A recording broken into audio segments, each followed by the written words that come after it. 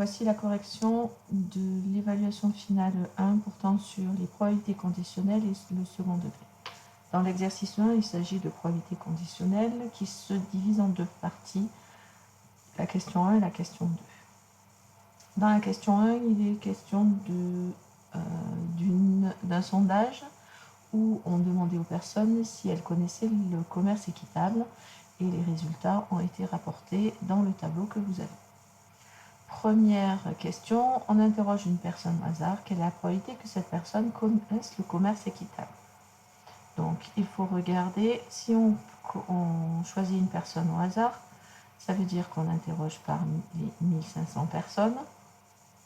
Et les nombres de personnes qui ont dit connaître le commerce équitable sont au nombre de 525.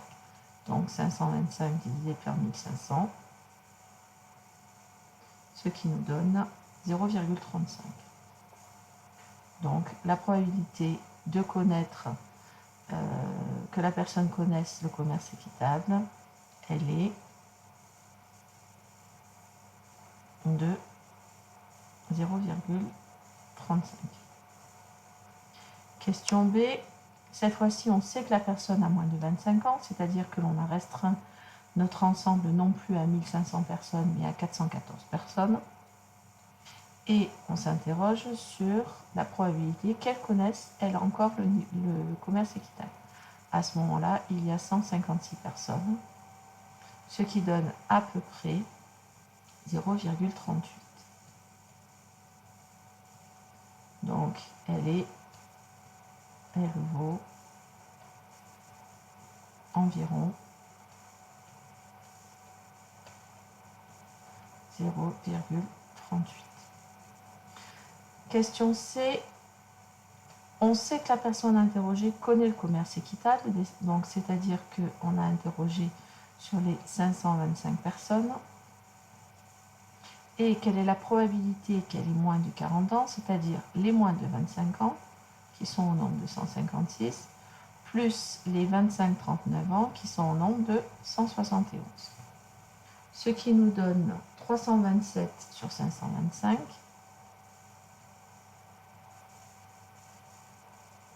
et ce qui fait à peu près une probabilité de 0,62. Elle vaut environ 0,60. Passons à la question 2 où on rajoute une question.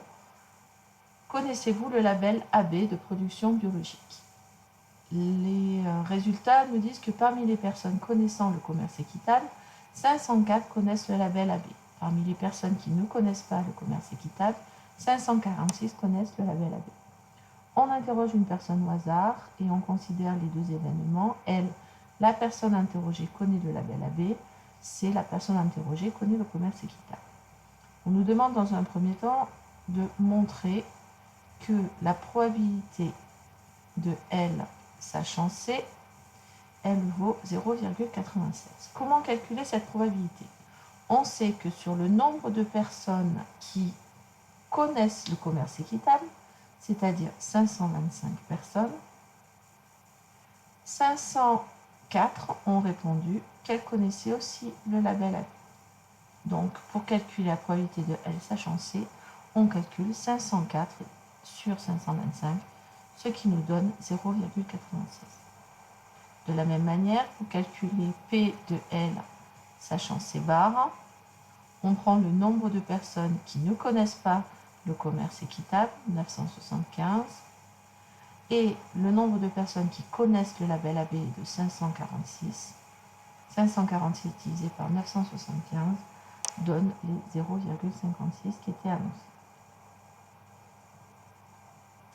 Question B, on vous demande de construire un arbre pondéré qui modélise cette situation.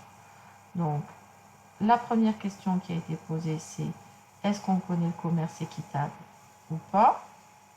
Et ensuite, on s'est intéressé au label AB qui est connu ou pas à chaque fois.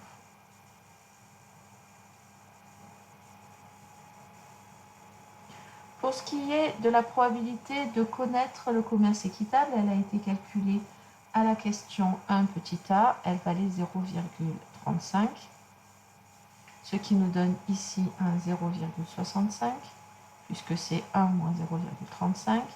P de L sachant C, c'est celle qu'on vient de calculer, elle vaut 0,96.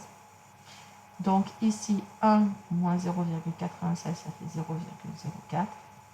P de L sachant C bar vaut 0,56. On vient la calculer. Et P de L bar sachant C bar, c'est 1 moins 0,56, ce qui fait 0,44. Voilà donc pour l'arbre pondéré que vous aviez à faire. Calculer P de C inter L. Donc P de C inter L, c'est en fait le chemin qui passe par C et par L. On le calcule en faisant P de C fois P de L sachant C, ce qui donne 0,35 fois 0,96, ce qui donne 0,364. Pour la question D, on demande de calculer la probabilité que la personne interrogée ne connaisse pas le commerce équitable, mais qu'elle connaisse le label AB. On cherche ici P de C bar inter L, qui se calcule grâce à l'arbre. À nouveau, le chemin, c'est C bar puis L, c'est P de C bar fois P de L, sachant C bar. Ce qui donne 0,65 fois 0,56, ce qui nous donne 0,364. Non, 0,364. J'ai fait une erreur ici pour ce qui est de la probabilité de C inter L. Elle vaut en fait, quand on le calcul, 0,336. Excusez-moi. Donc, la probabilité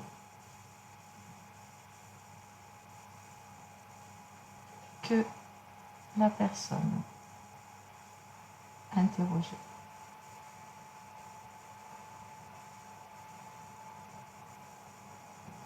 ne connaissent pas ne connaissent pas le commerce équitable,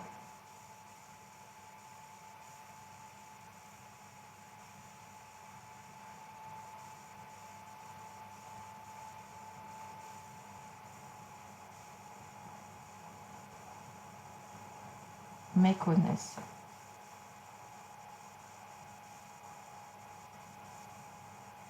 le label AB,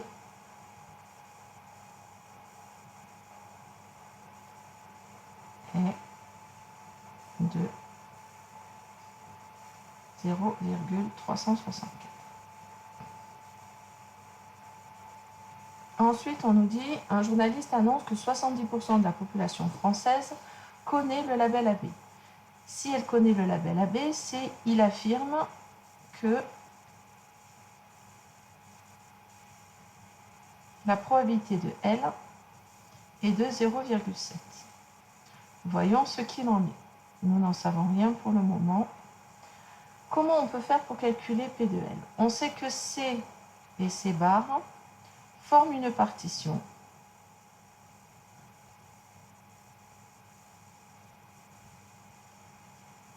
de l'univers.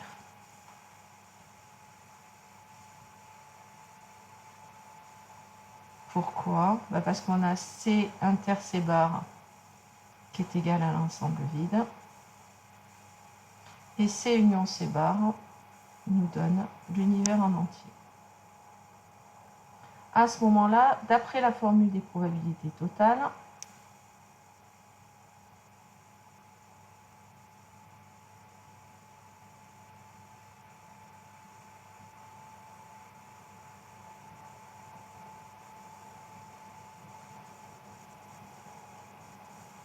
on va avoir P de L qui est égal à P de C inter L plus P de C bar inter L.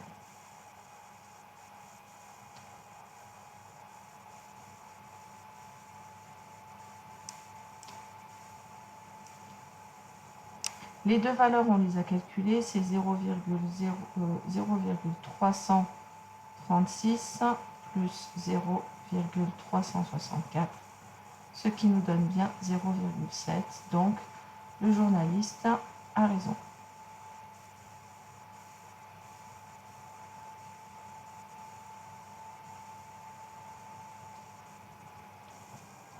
On continue avec la dernière question de cet exercice, où on nous dit de déterminer la probabilité que la personne interrogée connaisse le commerce équitable, sachant qu'elle connaît le label AB. On cherche ici P de C, sachant N, qui, d'après la formule du cours, se calcule en faisant P de C inter L sur P de N. P de C inter L, on l'a calculé, c'est 0,336. Et P de L, on vient de le calculer, c'est 0,7. Ce qui nous donne 0,48. Donc, la probabilité que la personne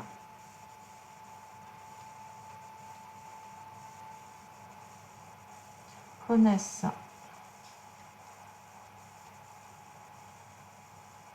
le commerce équitable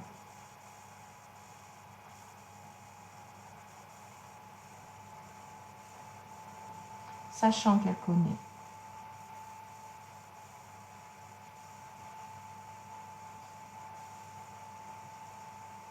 le label AB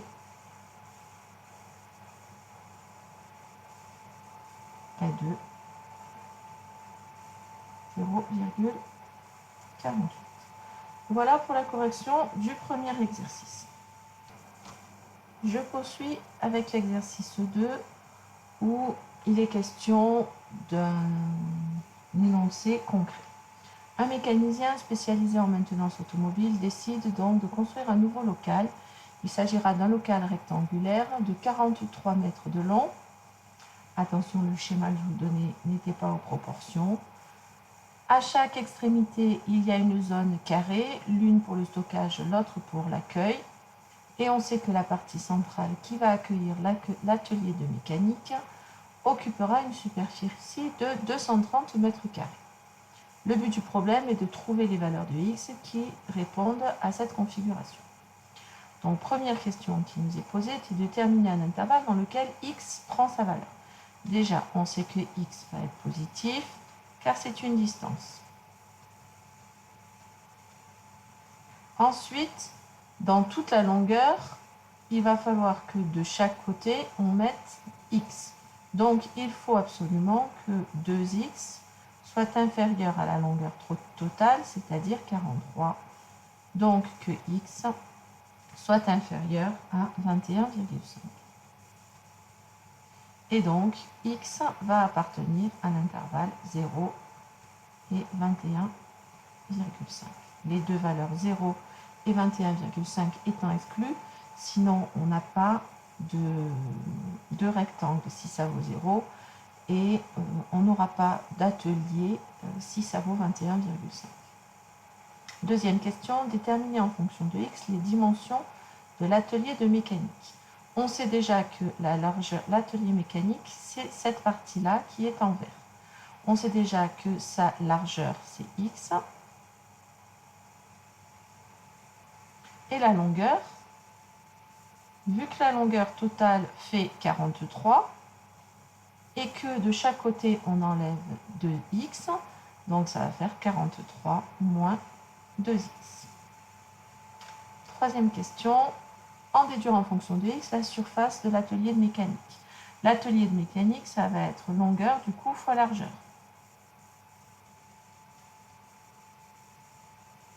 Ce qui fait 43 moins 2x, entre parenthèses, fois x.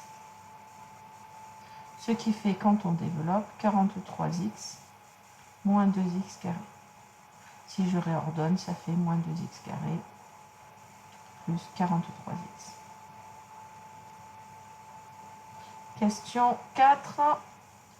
Montrer que pour répondre au problème, cela revient à résoudre moins 2x carré plus 43x moins 230 égale à 0. On sait que la surface de l'atelier mécanique doit valoir 230 mètres carrés. La surface de l'atelier mécanique en fonction de x est moins 2x carré plus 43x. Et donc, elle doit valoir 230 mètres carrés.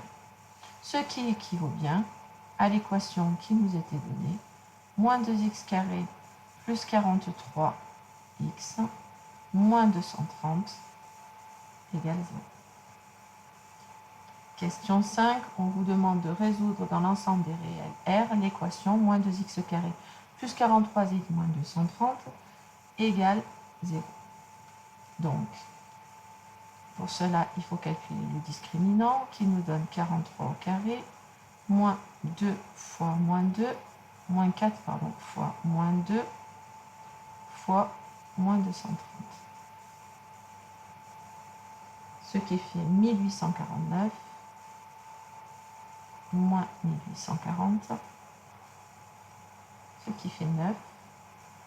Comme le discriminant est positif, on a deux solutions. La première, moins b, ça nous fait moins 43, moins racine carrée de delta sur 2a, donc 2 fois moins 2, ce qui fait moins 43, moins 3 sur moins 4, ce qui fait moins 46 sur 4, moins fois moins, moins divisé par moins, ça fait plus, ça fait 11,5. Et la deuxième solution, x2, qui vaut moins 43, plus racine carrée de 9 sur 2 fois moins 2, c'est-à-dire moins 43 plus 3 sur moins 4, ce qui fait 40 sur 4, ça fait 10. Donc, sur R, les solutions de l'équation sont 10 et 11,5.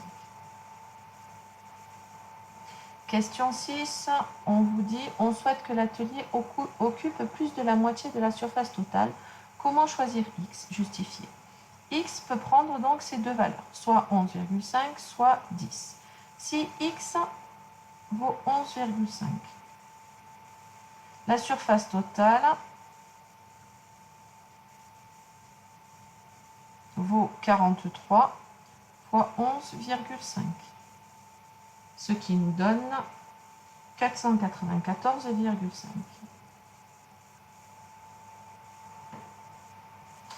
Et l'atelier fait 230, donc 230, il faut qu'il occupe plus de la moitié, donc il faut qu'il soit supérieur à son double doit être supérieur à 494, le double vaut 460, 460 étant plus petit que 494,5, x égale 11,5, impossible. Si x maintenant vaut 10, la surface totale vaut 43 fois 10, ce qui fait 430. Et le double, on a bien 460 qui est plus grand que 430. Donc, x égale 10 convient.